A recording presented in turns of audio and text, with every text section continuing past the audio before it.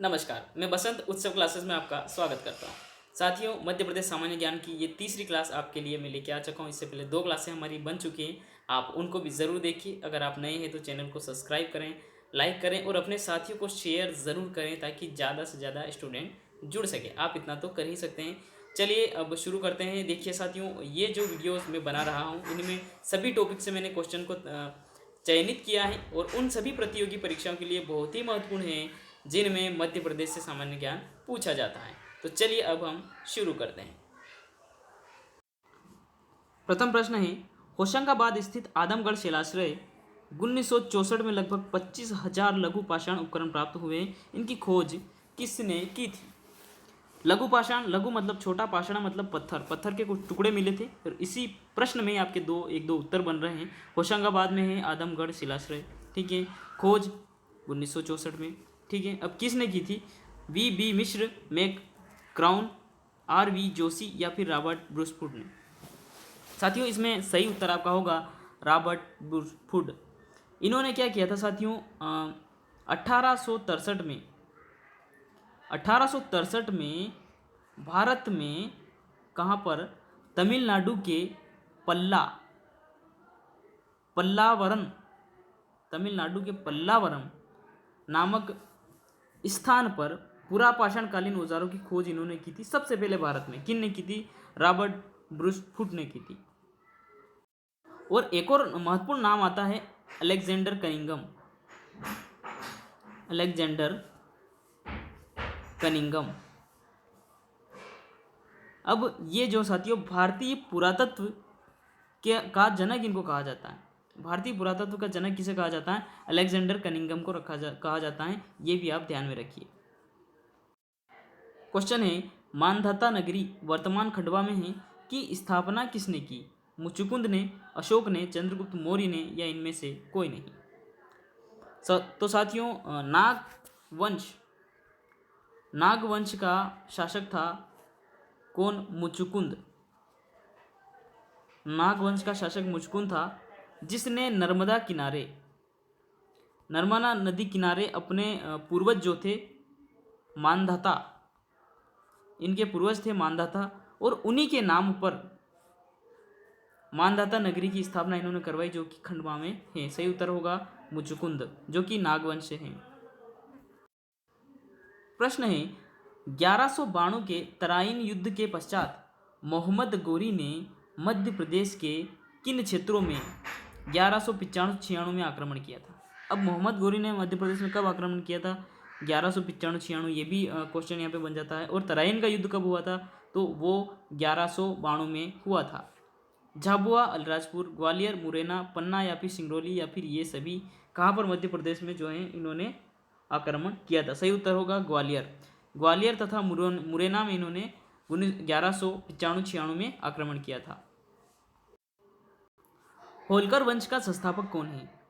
राणाजी शिंदे, अहिल्याबाई, पेशवा बालाजी बाजीराव या फिर मल्हारराव होलकर? राणोजी शिंदे की बात करें साथियों तो ये शिंदे वंश के संस्थापक हैं। किस वंश के? शिंदे वंश के संस्थापक हैं। अहिल्याबाई की बात करें तो 26 मई 1766 को जब मल्हारराव होलकर की मृत्यु हो गई थी, ठीक है। किन की? मल्हारराव होलकर की मृत्यु कब हुई थी? 26 मई 1766 को हुई थी। उसके 50 इनकी पुत्रवधू मल्हारराव होलकर की पुत्रवधू कौन थी? अहिल्याबाई, और इन्होंने शासन को संभाला था, ठीक है। और तीसरा ऑप्शन है पेशवा बालाजी बाजीराव। तो इन्होंने 6 जुलाई 1741 में मालवा में ये आए थे। मालवा में नायब सूबेदार के पद पर आए थे, ठीक है। तो ये मालवा में आए थे नायब सूबेदार के पद पर 6 जून 1741 को। और होलकर वंश के संस्थापक हैं वो हैं मल्हारराव होलकर। सही उत्तर होगा डी वाला। अगला क्वेश्चन आपके बीच, निम्न में से कौन सा जिला छत्तीसगढ़ की सीमा को स्पर्श नहीं करता है? ठीक है, सिंगरौली, सीधी, डिंडोरी, सतना। अब साथियों मैप के माध्यम से समझते हैं। मैं आपके लिए मैप भी लेके आया हूँ। और इस मैप में देखते हैं अपन कि यहाँ पर है छत्तीसगढ़। ठीक है, ये जो एरिया है छत्तीसगढ़ का एरिया देख पा रहे हो आप। इधर उत्तर प्रदेश है, ठीक है, जो कि उत्तर पूर्व में उत्तर प्रदेश है, उत्तर पश्चिम में राजस्थान है, ठीक है, और यहाँ पे पश्चिम दिशा में गुजरात की सीमा लगती है, और दक्षिण में महाराष्ट्र की, और दक्षिण पूर्व में छत्तीसगढ़ की सीमा लगती है। तो छत्तीसगढ़ की सीमा से लगने वाले जो ज़िले हैं उसमें पहला यहाँ पे देख रहा हो आप सिंगरौली, दूसरा सीधी, तीसरा शहडोल, चौथा अनूपपुर, पांचवा डिंडोरी, ठीक है, और छठा मंडला, और सातवां है बालाघाट। यानी 7 जिले जो हैं वो छत्तीसगढ़ की सीमा को स्पर्श करते हैं। तो क्वेश्चन में जो सतना दिया हुआ है वो स्पर्श नहीं करता, क्योंकि सतना जो है उत्तर प्रदेश की सीमा को स्पर्श करता है। उत्तर प्रदेश की सीमा को सिंगरौली और रेवा, जो रीवा है, सतना है, ठीक है, छतरपुर और टीकमगढ़, और यहीं से एक नया जिला बना है निवारी, जो कि यहाँ वाला क्षेत्र है। इसके बाद सागर हैं, अशोकनगर हैं। इस प्रकार से 13 जिले जो हैं उत्तर प्रदेश की सीमा को छूते हैं, और 10 जिले राजस्थान को छूते हैं, और 2 जिले झाबुआ अलीराजपुर गुजरात को छूते हैं, और 9 जिले जो हैं वो महाराष्ट्र को छूते हैं। तो साथियों, सतना जिला जो है ये उत्तर प्रदेश की सीमा से लगा हुआ, यह छत्तीसगढ़ से लगा हुआ नहीं है। अगला प्रश्न है 3 प्रमुख शहर जो कर्क रेखा के सबसे समीप हैं। ठीक है, अगर मैप का ज्ञान आपको पूरा है तो गलत नहीं होगा। उज्जैन, रतलाम, राजगढ़, सिवनी, छतरपुर, गुना, बैतूल, हरदा या छिंदवाड़ा। छिंदवाड़ा बिल्कुल नीचे आ गया है साथियों ये यहाँ पे, तो ये ऑप्शन तो बिल्कुल गलत हो जाएगा। ठीक है, इसके अलावा गुना, छतरपुर, सिवनी, तो ये भी क्षेत्र जो है यहाँ पे नहीं आता है, क्योंकि इसमें आप देख पा रहे हो कि गुना जो है ये यहाँ पे है, तो ये ऑप्शन भी आपका कट गया है। अब देखिए यहाँ पे सही क्या होगा, यहाँ पे कौन सा ऑप्शन बच रहा है, उज्जैन, रतलाम और राजगढ़। ये 3 जिले जो हैं ये कर्क रेखा के सबसे समीप हैं। पहला उत्तर यहाँ पे सही होगा आपका। बहुत ही महत्वपूर्ण प्रश्न अगला, नर्मदा नदी बेसिन का कितना प्रतिशत भाग मध्य प्रदेश में है। ठीक है, 79.9%, 89.9%, 18%, 80% या फिर 78.10%।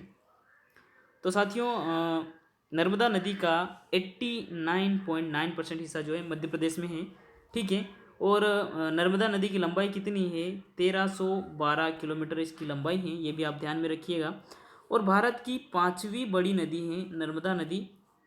और इसके अलावा इसका उद्गम कहाँ से होता है, अनूपपुर जिले के मेकल पर्वत श्रेणी से होता है।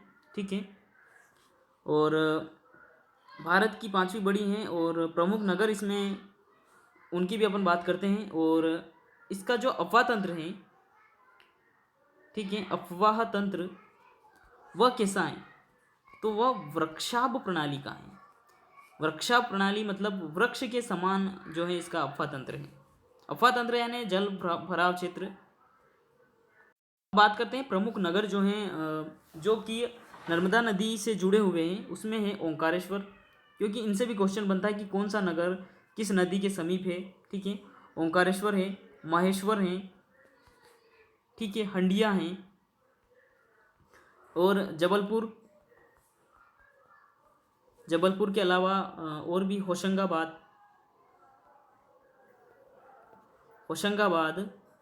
झाबुआ, बड़वानी, मंडला,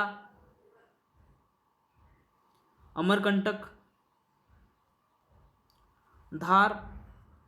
तो ये प्रमुख ऐसे जिले हैं जो कि कहीं ना कहीं नर्मदा नदी से जुड़े हुए हैं। मैप के माध्यम से समझने का प्रयास करते हैं कि नर्मदा नदी जो है ये किन क्षेत्रों में प्रवाहित हो रही हैं। तो आप देख सकते हैं कि नर्मदा नदी जो है ये यहाँ से निकल के जा रही हैं, जो कि मेकल पर्वत श्रेणी अनूपपुर जिले से निकल रही हैं। ठीक है, और ये ऐसी नदी है जो साथियों पूर्व से पश्चिम की ओर बहती हैं, पूर्व से पश्चिम की ओर। ये 2 ऐसी नदियाँ हैं, ताप्ती नदी ये रही नीचे, जो कि महाराष्ट्र के साथ सीमा बनाती है। तो ये दोनों नदियाँ पूर्व से पश्चिम की ओर बहती है, और बाकी सभी नदियाँ जो है पश्चिम से पूर्व की ओर बहती हैं। ठीक है, और ये डेल्टा नहीं बनाती है, मुहाना बनाती हैं। ठीक है, मुहाना बनाती है। डेल्टा में क्या होता है कि जब नदी का पानी जब समुद्र में गिरता है तो वहाँ पर बहुत सारे ऐसे टापू वाला क्षेत्र बन जाता है, मिट्टी और गाद वहाँ पे हो जाती है और वहाँ पे बहुत सारे सदाबहार वन हो जाते हैं, तो ऐसा बहुत बड़ा एक क्षेत्र बन जाता है, तो वह होता है डेल्टा। ठीक है। और अगर सीधा मुहाना बनाती है तो ठीक है, जिसे एस्चुरी बोलते हैं। और भी महत्वपूर्ण नदियों पर एक नज़र डाल लेते हैं, जैसे कि यहाँ पे चंबल नदी बह रही है, ये यहाँ पे चंबल नदी जा रही है, जो कि यहाँ पे उत्तर प्रदेश में यमुना नदी में जाके मिल रही है यहाँ से। ठीक है। ठीक है, इसकी सहायक नदियाँ। और साथियों, इस चंबल नदी पे यहाँ पर देखिए आप, गांधी सागर बांध जो कि मंदसौर ज़िले में बना हुआ है। ठीक है, यहाँ पर मंदसौर ज़िले में। और राणा प्रताप सागर जो कि राजस्थान में चंबल नदी से ही बना हुआ है। ठीक है, कोटा बैराज जो है ये भी चंबल नदी पे राजस्थान में। और भी जब अपन टॉपिक पढ़ेंगे पूरा नदियों वाला टॉपिक, तो उसमें जो है सभी नदियों को पढ़ लेंगे। अभी महत्वपूर्ण क्वेश्चन की अपन चर्चा कर रहे हैं और आगे बढ़ते हैं समय न ज़ाया करते हुए। अगला महत्वपूर्ण क्वेश्चन है, मंडला, सीधी और बालाघाट क्या है? निम्न वर्षा क्षेत्र है या फिर उच्च वर्षा क्षेत्र या औसत वर्षा क्षेत्र? तो साथियों, जो निम्न वर्षा क्षेत्र में वर्षा कितनी होती है? 50 से 75 सेंटीमीटर वर्षा होती है। उच्च वर्षा क्षेत्र में 150 से 200 सेंटीमीटर तक वर्षा होती है, उच्च वर्षा क्षेत्र वह होता है। और औसत वर्षा क्षेत्र 75 से 80 सेंटीमीटर की जो वर्षा होती है वह औसत वर्षा क्षेत्र में आता है। तो जो मंडला, सीधी और बालाघाट का क्षेत्र है यह उच्च वर्षा क्षेत्र के अंतर्गत आता है, जिसमें 150 सेंटीमीटर से 200 सेंटीमीटर वर्षा होती है। और इस क्षेत्र में जो है चावल होते हैं, क्योंकि चावल के लिए सबसे उपयुक्त वर्षा होती है 150 से 200 सेंटीमीटर। मानसून शब्द की व्युत्पत्ति हुई है अरबी भाषा से, हिंदी भाषा से या स्पेनिश से? तो मानसून शब्द साथियों अरबी भाषा का एक शब्द है।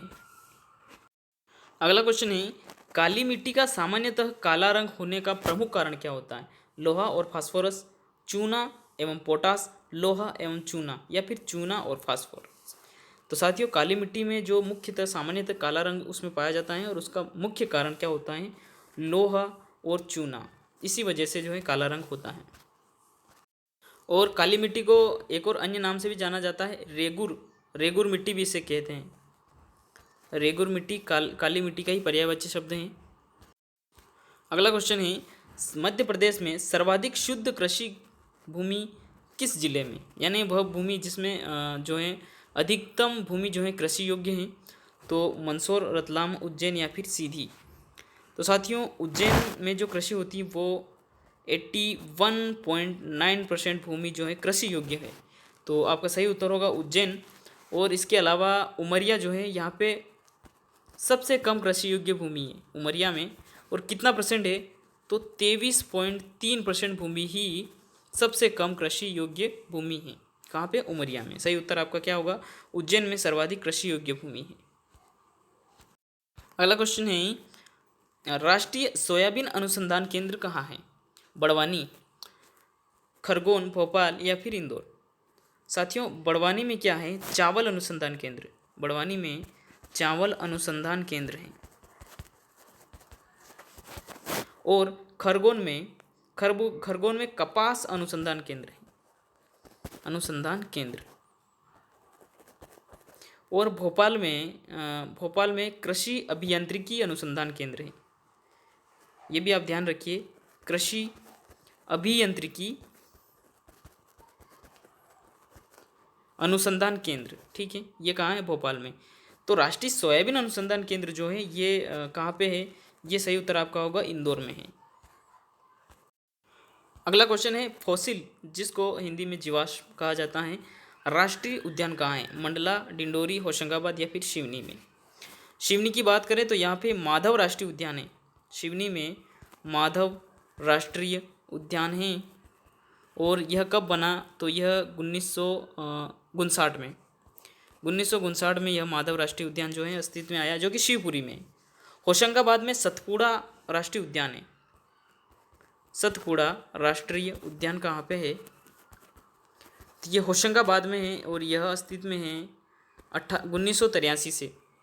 ठीक है, और मंडला में है फॉसिल जीवाश्म, ठीक है। और यह कब अस्तित्व में आया, तो ये 1983 में ही बना है। खनिज एवं संबंधित क्षेत्र, सूची 1 को सूची 2 से मिलाना है, ठीक है। तो बॉक्साइट जो है साथियों ये मंडला से प्राप्त होता है, तो ये सही होगा आपका। कोयला ये शहडोल से प्राप्त होता है। और लौह अयस्क मैग्नीज बालाघाट से निकलता है साथियों, और लौह अयस्क ये बस्तर से निकलता है। तो सीधी ही मिलान जो हो सामने वाला, ये सभी ऑप्शन इसके सही होंगे। तो इसमें पहला वाला ऑप्शन आपको सही दिखाई दे रहा होगा, पहला वाला ऑप्शन इसमें सही होगा। मध्य प्रदेश में एस्बेस्टस है ये, एस्बेस्टस उत्पादन का प्रमुख जिला कौन सा है, मंदसौर, झाबुआ, रतलाम या फिर करबोर। तो मध्य प्रदेश में झाबुआ क्षेत्र जो है वहाँ पे एस्बेस्टस खनिज निकलता है।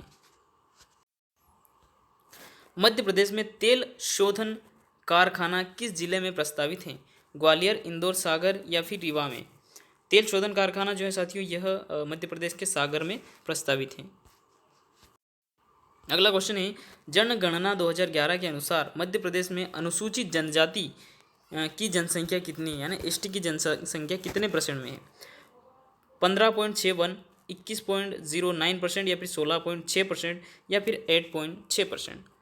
तो 15.61% जो है एससी के लोग हैं, ठीक है, अनुसूचित जाति के लोग हैं।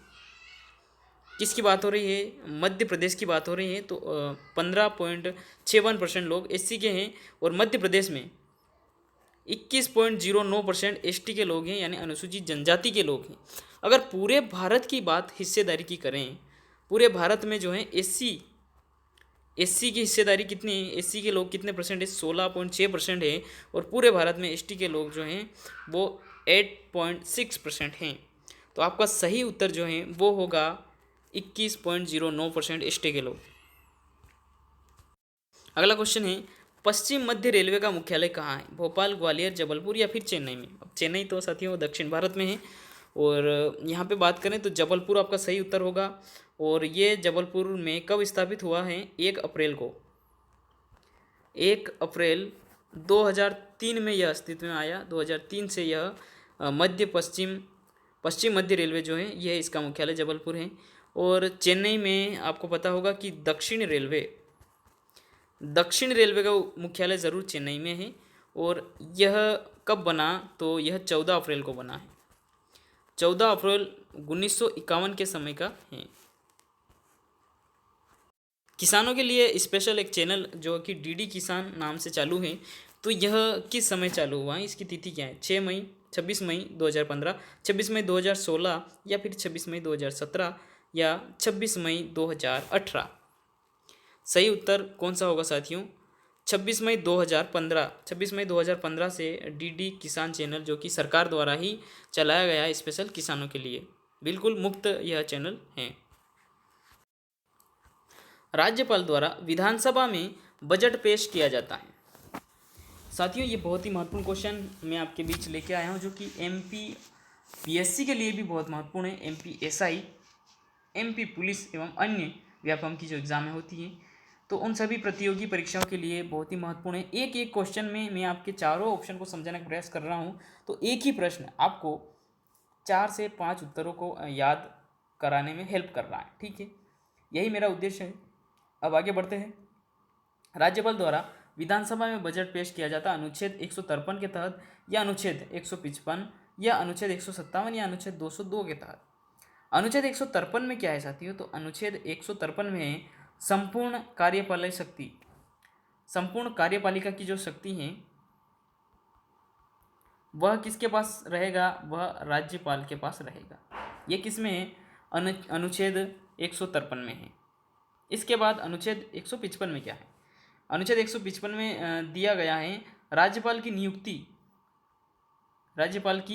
नियुक्ति एवं पद पर रहना उसकी जो शर्तें हैं वह जो है अनुच्छेद 155 में है, ठीक है। इसके अलावा अनुच्छेद 157 में क्या दिया गया है, राज्यपाल की अहर्ताएं योग्यताएं, ठीक है, अहर्ताएं यानी योग्यताएं क्या क्या होनी चाहिए, इसका वर्णन अनुच्छेद 157 में है। राज्यपाल द्वारा विधानसभा में जो बजट पेश किया जाता है वह राज्यपाल अनुच्छेद 202 के तहत करता है। अगला क्वेश्चन है, संजा किस अंचल का लोक चित्र कला है? तो संजा जो साथियों निमाड़, मालवा या फिर बुंदेलखंड या फिर बघेलखंड का है।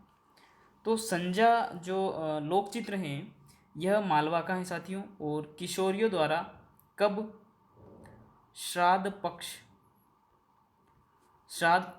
पक्ष में गोबर से संजा बनाया जाता है, जो कि भित्ति चित्र यानी दीवार पर भी बनाया जाता है। फूल पत्ती से, गोबर एवं फूल पत्ती से बनाया जाता है, ठीक है। और यह कितने दिनों तक इसकी जो है पूजा एवं गीत जो हैं किशोरियों द्वारा गाए जाते हैं? तो यह 16 दिन तक इसका आयोजन होता है। इसके अलावा निमाड़ में हमने पहले बात की थी, नौरता जिसको नवरात्र भी कहते हैं, तो ये जो निमाड़ में इसका आयोजन होता है। क्वेश्चन है, आल्हा गायन किस समय में गाया जाता है? बसंत पंचमी पर, दीपावली के अवसर पर, वर्षा ऋतु में रात के समय या फिर होली के अवसर पर? तो साथियों आल्हा गायन जो है ये वर्षा ऋतु में गाया जाता है, और विशेष बात इसमें है ये है कि यह रात के समय में गाया जाता है, और यह प्रचलित कहाँ है? तो बुंदेलखंड में प्रचलित हैं। और विषय किस विषय में यह गाया जाता है? तो यह महोबा, ध्यान दीजिएगा ज़रा, महोबा के आल्हा एवं उदल की वीर गाथाएं। आल्हा एवं उदल दो व्यक्ति हैं, इनकी जो है वीर गाथा है, यह आल्हा एवं उदल की वीर गाथा है, जिसको गाया जाता है उसी को कहा जाता है आल्हा गायन। आज थोड़े मैंने टाइपिंग में जो वर्ड्स हैं वो छोटे रख दिए हैं, इसलिए थोड़े पेज जो है पूरा नहीं हो रहा इसमें। चलिए अब आगे बात करते हैं अपन। थरथरी का संबंध किससे है? ऋतु का कथा गीत से, नाथ संप्रदाय से, या फिर युवा युवतियों के गीत से, ईसूरी की रचनाओं का गायन से? तो थरथरी का संबंध जो है साथियों ये नाथ संप्रदाय से है। किस प्रकार से? जो नाथ संप्रदाय के लोग होते हैं ये थरथरी की गाथा गाते हैं। इसके अलावा इसमें एक और महत्वपूर्ण टर्म है ईसूरी की रचना, ठीक है, यह क्या है? तो यह भी बुंदेलखंड में इसका जो है आयोजन होता है,